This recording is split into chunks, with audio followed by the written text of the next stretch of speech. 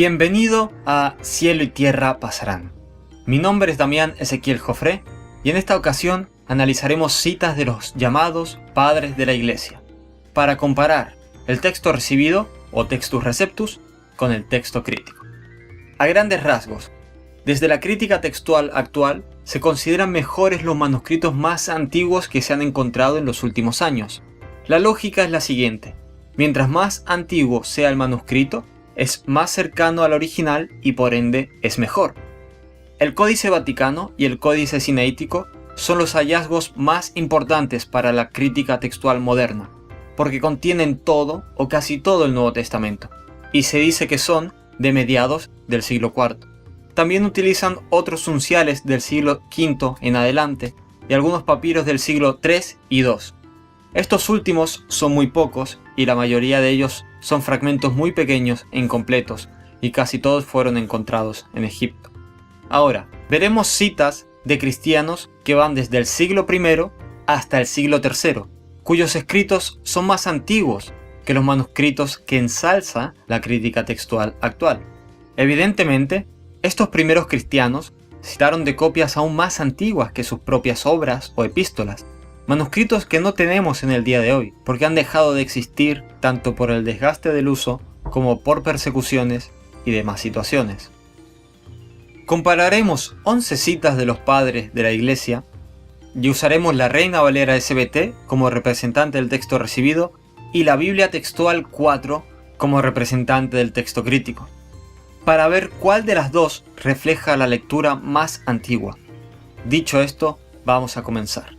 En primer lugar, tenemos la Didaché, un documento anónimo pero muy conocido y usado desde finales del primer siglo, que contiene lo siguiente: no oréis como los hipócritas, sino como el Señor ha mandado en su Evangelio, por lo que oraréis así: Padre nuestro que estás en los cielos, santificado sea tu nombre, venga tu reino, hágase tu voluntad como en el cielo así también en la tierra. Danos hoy nuestro pan cotidiano, y perdónanos nuestras deudas, como también nosotros perdonamos a nuestros deudores, y no nos metas en tentación, sino líbranos del mal, porque tuyo es el poder y la gloria por todos los siglos.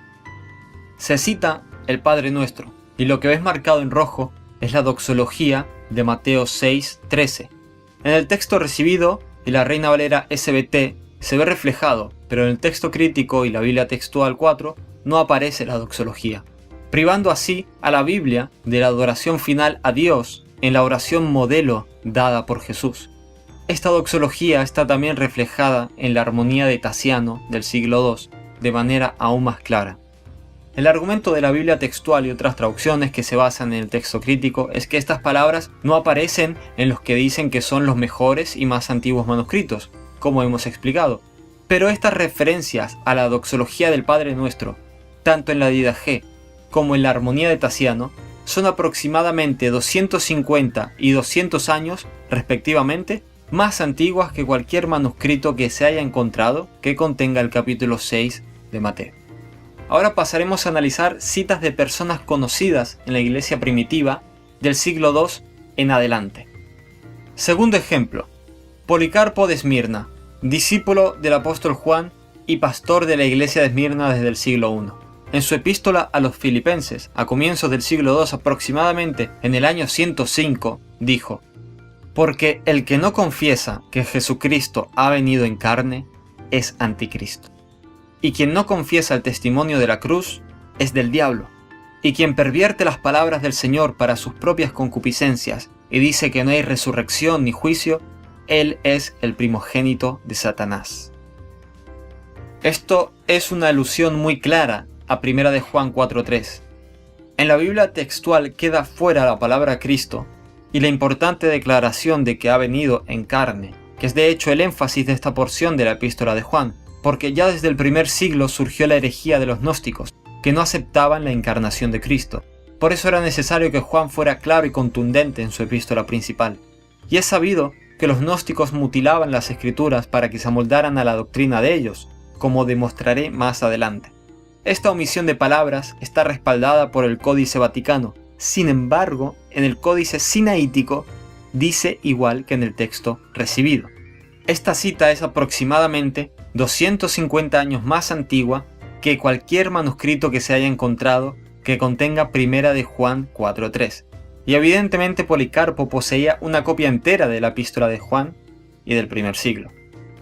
Tercer ejemplo, Justino, en su libro llamado El diálogo con Trifón, dijo: la declaración «todos mis huesos se derraman y se dispersan como el agua, mi corazón se ha convertido en cera derritiéndose en medio de mi vientre», fue una predicción de lo que le sucedió esa noche cuando los hombres salieron contra él al monte de los olivos para apoderarse de él. Porque en las memorias que digo que fueron redactadas por sus apóstoles y aquellos que los siguieron, está registrado que su sudor cayó como gotas de sangre mientras estaba orando y diciendo: si es posible, pase de mí esta copa. Hecho importante y revelador de la angustia que pasó Cristo ante la copa que había de tomar, que era para nuestra salvación. Primero, Justino cita el Salmo 22 y lo une con Lucas 22, versículos 42 al 44. El versículo 44 queda fuera en la Biblia textual. Claramente, en el Evangelio de Lucas, del que disponía Justino, se encontraban estas palabras. También cuenta con el apoyo de la concordancia de Tasiano. El papiro 69 contiene el capítulo 22 de Lucas, y en este papiro no se encuentran los versículos 43 y 44, pero tampoco el 42, saltando del 41 al 45 directamente. Así que en él no aparece el contenido de la oración de Jesús. Se dice que es del año 250 aproximadamente. Antiguo, pero no tan antiguo como la cita de Justino, el cual hace referencia tanto a las gotas de sudor como al contenido de la oración reflejado en el versículo 42, que dice: si es posible, pase de mí esta copa. Lo curioso es que en la Biblia textual 4 no eliminan el versículo 42, pero si nos basáramos en el papiro 69, debieron haberlo hecho. Sin embargo, no lo hicieron porque aparece en la inmensa mayoría de los manuscritos. Así que en este caso, aquello de mientras más antiguo mejor no aplicó. Y finalmente, siguieron, como casi siempre, el Códice Sinaítico y sobre todo el Códice Vaticano, ya que ambos tienen el versículo 42. De los versículos 43 y 44, la Biblia textual pone una nota apoyándose en el Códice Vaticano y Sinaítico y en Marción, justamente un hereje que mutilaba las escrituras, hereje reprendido por Justino y del cual Tertuliano dijo lo siguiente: Marción usó expresamente y abiertamente el cuchillo, no el bolígrafo, ya que hizo una escisión de las escrituras para que se adaptaran a sus propios asuntos. Como puedes ver, Marción fue contemporáneo de algunos apóstoles y de los primeros discípulos de ellos, y no fue ni el primero ni el último en adulterar las escrituras. Con esto puedes hacerte una idea de los cientos de manuscritos fraudulentos que ya circulaban en aquella época. Además, en la nota de la Biblia textual dice, y cito: desde el punto de vista de las consideraciones internas, es imposible aceptar que el Hijo de Dios necesitara ser fortalecido por ángeles. Él solamente fue contemplado por los ángeles, pero solitario caminaba al Gólgota. Para invalidar los versículos 43 y 44, dice que es inadmisible la idea de que Jesús fuera fortalecido por un ángel. Sin embargo, esto no pasa de ser una opinión y además tienen en contra Mateo 4:11, donde tras la tentación en el desierto, los ángeles venían y servían a Jesús. La Reina Valera SBT refleja una lectura más antigua. Cuarto ejemplo. Tasiano, que fue discípulo de Justino, compuso una obra llamada Diatesarón, a la que ya nos hemos referido antes. Es una concordancia de los 4 evangelios, combinando sus relatos en orden en un solo volumen. La importancia de este trabajo estriba en que demuestra que desde muy temprano los cristianos aceptaban solamente los 4 evangelios que conocemos como inspirados, rechazando así los pseudo-evangelios que habían. Y dice así: y Jesús le preguntó a su padre: ¿cuánto tiempo ha estado así? Él le dijo: desde su juventud hasta ahora. Pero, mi Señor, ayúdame en lo que puedas y ten piedad de mí. Jesús le dijo: si puedes creer, todo es posible para el que cree. E inmediatamente el padre del niño gritó llorando y dijo: creo, mi Señor, ayuda a mi falta de fe. Aquí se nos da una importante información, a saber, el estado emocional de este padre por su hijo endemoniado al decir llorando o con lágrimas, y cómo él reconoce a Jesús como Señor. La doctrina del señorío de Cristo era muy aborrecida por muchos herejes que mutilaban las escrituras. Esta cita es aproximadamente 240 años más antigua que cualquier manuscrito hallado que contenga el capítulo 9 de Marcos. Quinto ejemplo. Ireneo de León, quien fue en su juventud instruido por Policarpo en Esmirna, el cual, como dijimos, fue discípulo de Juan. Ireneo, en su libro tercero contra los herejes, dice: porque ningún hombre, dice, ha visto a Dios en ningún momento, a menos que el Hijo unigénito de Dios que está en el seno del Padre lo haya declarado. Porque Él, el Hijo, que está en su seno, declara a todos acerca del Padre que es invisible. Citando Juan 1:18. Tertuliano, en su libro Contra Praxeas, también lo cita igual. El texto recibido concuerda con Ireneo y Tertuliano al decir unigénito Hijo, pero la Biblia textual dice unigénito Dios. Esta última lectura, aunque tenga el vocablo Dios, no apoya ni la plena divinidad de Jesús ni la Trinidad, sino que enseña que Él fue un Dios engendrado por el Padre, y esto lo deja desprovisto de su eternidad. Sin embargo, Hijo engendrado hace referencia a su manifestación en la carne y su resurrección, como claramente se dice en Hechos 13:33. Esta diferencia pudo deberse a alguna alteración gnóstica. La lectura del texto recibido además encaja perfectamente con el sentido del lenguaje, pues es un hijo el que está en el seno de un padre, dejando bien clara la relación entre ambos. Juan nunca usa la expresión unigénito Dios en sus escritos, sin embargo, sí dice muchas veces unigénito Hijo. La cita de Ireneo es aproximadamente 30 años más antigua que el papiro 66, que contiene las palabras unigénito Dios. Sexto ejemplo. Otra cita de Ireneo, en el mismo libro, en el siguiente capítulo, dice: Felipe declaró que este era Jesús, y que la escritura se cumplió en él, como lo hizo también el eunuco creyente, e inmediatamente solicitó ser bautizado y dijo: creo que Jesucristo es el Hijo de Dios. Esto es una referencia a Hechos 8, versículos 36 al 39, y cita parte del versículo 37 que aparece en el texto recibido. Si analizas la lectura de la Biblia textual, podrás notar que queda muy vacía de contenido y claramente algo falta. Cipriano, discípulo de Ireneo, también cita este versículo en su tratado número 12, libro 3, diciendo: en los Hechos de los Apóstoles, he aquí hay agua. ¿Qué me impide ser bautizado? Entonces dijo Felipe: si crees de todo corazón, bien puedes. Cipriano claramente da testimonio de que esto lo extrae del libro de los Hechos, no de ninguna tradición oral o algo por el estilo, como afirma la nota de la Biblia textual 4.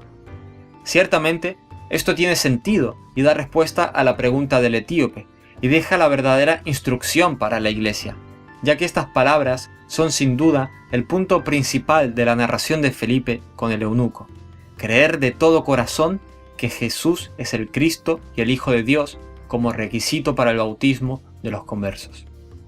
La cita de Ireneo es aproximadamente 70 años más antigua que el papiro 45 encontrado en Egipto, donde no se encuentra el versículo 37.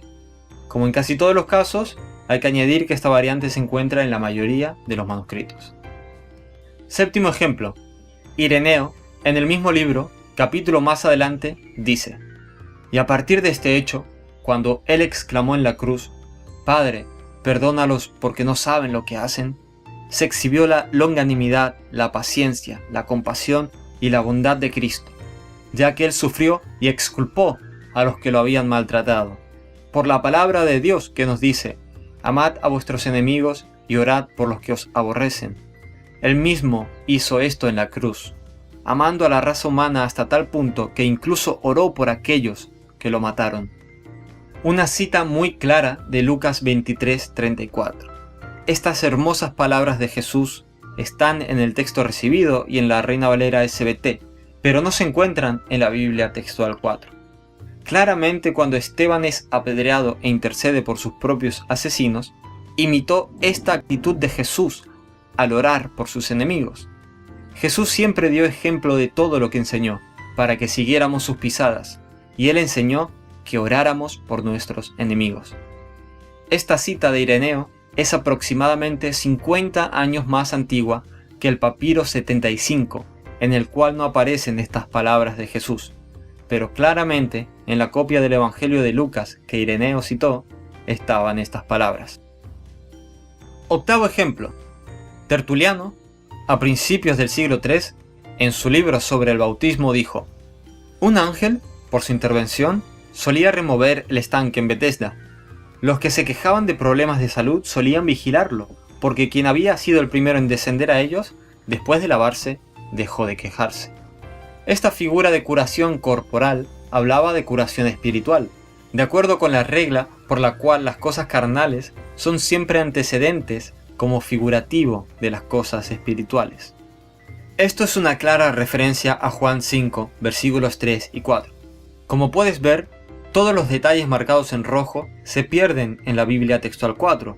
Nuevamente se alega que no aparece en los manuscritos que ellos consideran mejores, y además suele decirse que este texto atrae superstición e ideas extrañas. Sin embargo, Tertuliano no parece darle para nada tal sentido negativo en su escrito. Lo revelador es ver cómo, si uno sigue leyendo, incluso desde la Biblia textual, en el versículo 7, tras Jesús preguntarle al paralítico si quiere ser sanado, dice: Señor, le respondió el enfermo, no tengo un hombre que me meta en el estanque cuando es agitada el agua, y mientras yo voy, otro baja antes que yo. Desde la lectura de la Biblia textual, ¿qué sentido tiene el versículo 7? Ya que este versículo, sin la información de los versículos 3 y 4, deja más preguntas que respuestas. ¿Por qué tiene que meterse en el estanque y solo cuando el agua es agitada, y además tenía que ser el primero en entrar? Claramente, al faltar estas palabras en el texto crítico, se genera un gran problema en la narración. El texto recibido nuevamente refleja una lectura más antigua y que da verdadero sentido al conjunto del relato, pues esta cita de Tertuliano es aproximadamente 140 años más antigua que los códices Vaticano y Sinaítico. Noveno ejemplo. Tertuliano, en su libro Sobre la carne de Cristo, dice: el primer hombre es de la tierra, terrenal. El segundo hombre es el Señor del cielo. Este pasaje, sin embargo, no tiene nada que ver con ninguna diferencia de sustancia, solamente contrasta. En esta cita, que él ofrece varias veces, aparece la palabra Señor para referirse a Jesús, y así se refleja en el texto recibido y en la Reina Valera SBT. Pero en la Biblia textual 4 y en el texto crítico, aquí y muchas veces más, queda fuera la referencia a que Jesús es el Señor. Tertuliano, quien ya dijo que Marción mutilaba las Escrituras, especialmente el Evangelio de Lucas, añadió sobre él, en su libro quinto contra Marción, lo siguiente: ahora, la forma confusa en la que hemos encontrado el Evangelio del hereje ya nos habrá preparado para esperar encontrar que las epístolas también fueron mutiladas por él con la misma perversidad. Y recuerda que Marción fue solo uno de los muchos que hacían estas cosas en los primeros siglos. Esta cita es aproximadamente 140 años más antigua que los códices Vaticano y Sinaítico. Décimo y penúltimo ejemplo. Hipólito, discípulo de Ireneo, en su libro Contra la herejía de Noeto, dice: y no es simplemente que yo diga esto, sino que él mismo lo atestigua, quien bajó del cielo, porque habló así: nadie subió al cielo, sino el que descendió del cielo, el Hijo del Hombre que está en el cielo. Esta cita de Juan 3:13, que hace clara referencia a la divinidad de Jesús, queda fuera en la Biblia textual 4. Esta lectura está también respaldada por la concordancia de Tasiano. Esta cita es aproximadamente 120 años más antigua que el Sinaítico y el Vaticano. Un décimo y último ejemplo. Cipriano, de quien ya hicimos referencia en su cita sobre Felipe y el eunuco, en su tratado número 1 dijo: el Señor dice, yo y el Padre somos uno. Y nuevamente está escrito acerca del Padre y del Hijo y del Espíritu Santo, y estos tres son uno. Primero cita Juan 10:30, y luego cita de Primera de Juan 5:7, versículo muy discutido, pero que enseña como ningún otro la doctrina bíblica de la Trinidad, No hay ningún otro lugar de la Biblia donde se diga la frase "y estos tres son uno" para referirse al Padre, al Hijo y al Espíritu Santo, que no sea 1 de Juan 5:7 desde la lectura del texto recibido. Hay mucho que podría decirse de este versículo, su importancia y su controversia, pero lo más seguro es que su ausencia en muchos manuscritos fuera producto de una mutilación tanto arriana como gnóstica. En la Biblia Textual 4, el texto es bastante más corto y se pierde la idea de que los testigos están tanto en el cielo como en la tierra. Esta cita de Cipriano es aproximadamente 100 años más antigua que los códices Vaticano y Sinaítico. El argumento común de la actual crítica textual es que el texto recibido de la época de la Reforma se basó en manuscritos tardíos, siendo así inferior, y por tanto traducciones como Reina Valera u otras de la época de la Reforma son inferiores a las de hoy. Es cierto que principalmente el texto recibido se basó en manuscritos no tan antiguos, sino del siglo X en adelante en su mayoría, pero la edad de dichos manuscritos demuestra que hubo un copiado continuo de la palabra de Dios, debido a que las copias se iban desgastando por el uso y también debido a factores externos como persecuciones, etc. Además, una copia del siglo X puede ser fiel, guardada por Dios, y una del siglo II puede haber sido corrompida por herejes, como hemos demostrado. Al poco tiempo de haberse inventado la imprenta, llegó la Reforma Protestante y el regreso de las enseñanzas apostólicas y de los padres, regresando a las Escrituras, y dichas Escrituras se distribuyeron por las ediciones impresas del texto recibido del Nuevo Testamento. El texto recibido de la época de la Reforma fue la base para las traducciones del Nuevo Testamento a todas las lenguas vernáculas hasta el siglo XX, y cuyo texto acompañó al mayor avivamiento de la historia de la Iglesia en cuanto a difusión de su palabra tras siglos de oscuridad bajo el yugo católico romano. Y aunque en las traducciones de hoy, basadas en el texto crítico, se diga que usan mejores manuscritos y más antiguos, solamente con estas 11 citas ha quedado demostrado que el Textus Receptus representa lecturas más antiguas, además de estar respaldadas por la gran masa de manuscritos. Yo en lo personal no puedo aceptar que Dios, cuya palabra es inspirada, hiciera esa gran obra usando manuscritos corruptos, como muchos creen acerca del texto recibido, para hacer correr su palabra por todo el mundo como nunca antes, pues no encaja para nada con el carácter santo de Dios. Y por esto mismo, además de las pruebas dadas, estimo mejor el texto recibido del Nuevo Testamento que el texto crítico. En futuras oportunidades entraremos más en detalles acerca de la historia de la transmisión del Nuevo Testamento y del surgimiento del texto recibido y del texto crítico, así como de sus protagonistas y de los matices que hay que entender en cuanto a la crítica textual. Acompáñame en mi próximo video y averigüémoslo. Déjame saber tu opinión en la caja de comentarios. Si te ha gustado mi video, dale a me gusta y suscríbete a mi canal. Y recuerda lo que dijo nuestro Señor Jesucristo: el cielo y la tierra pasarán, pero mis palabras no pasarán. Que Dios te bendiga.